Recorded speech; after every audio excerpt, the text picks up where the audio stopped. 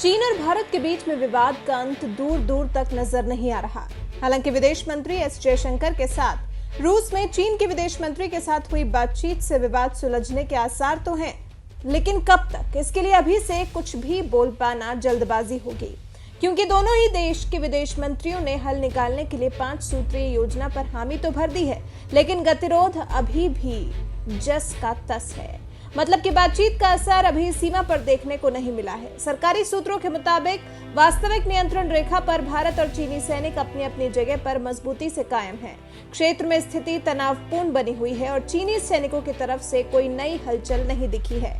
सूत्रों से मिली जानकारी के मुताबिक भारतीय सेना अपनी चौकसी में कमी नहीं करेगी और जब तक जमीनी स्थिति में वास्तविक बदलाव नजर नहीं आता, तब तक पूर्वी लद्दाख में बेहद उच्च स्तरीय युद्धक चौकसी की मौजूदा स्थिति बरकरार रखी जाएगी।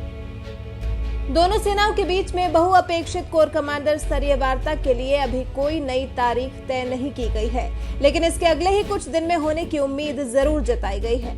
माना जा रहा है कि तनाव कम करने के लिए सैन्य वार्ता रूस में 5 मुद्दों पर बनी सहमति के कुछ प्रावधानों के क्रियान्वयन पर केंद्रित होगी। इस पर चीनी दूतावास ने भी दोनों देशों के बीच में संबंध ठीक होने की बात को दोहराया है। जयशंकर और वांग के बीच हुई बातचीत पर चीनी दूतावास का कहना है कि मुझे उम्मीद है और विश्वास है कि जब दोनों पक्ष अग्रिम मोर्चे के जवानों के लिए दोनों विदेश मंत्रियों के बीच बनी सहमति का पालन करेंगे और बातचीत और समझौतों के सही समर्थन का पालन करेंगे, तो दोनों पक्ष इस वक्त इस मुश्किल स्थिति से पार पाने के लिए प्लान तैयार करेंगे।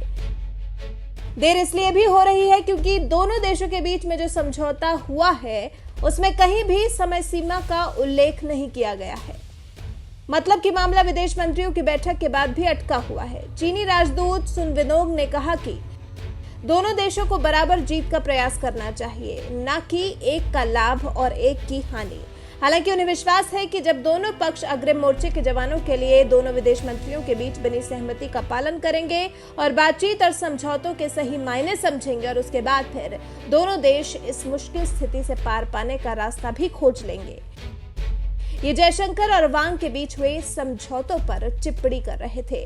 अब आपको बताते हैं कि चीनी विदेश मंत्री और एस जयशंकर के बीच में जो बातचीत हुई थी उसकी मुख्य 5 बातें क्या थी।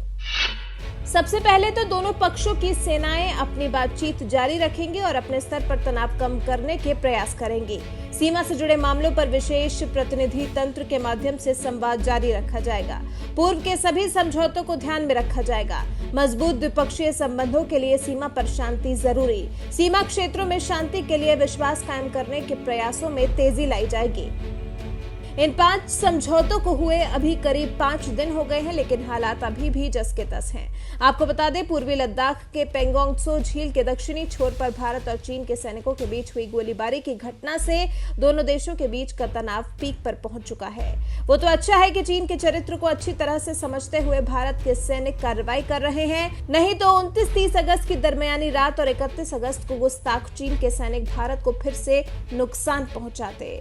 लेकिन चौकन्ने भारतीय सैनिकों ने पेंगोंग त्सो से रेकिन ला तक एलएसी पर कई अहम ऊंचाई वाली चोटियों पर कब्जा कर लिया। इससे भारत की स्थिति मजबूत हुई है। उम्मीद तो यहां तक की जा रही है कि फिंगर इलाके में जमी चीन की सेनाओं को लौटाने के लिए ये पोजीशन भारत के सैनिकों के लिए काफी लाभकारी साबित होने वाली है।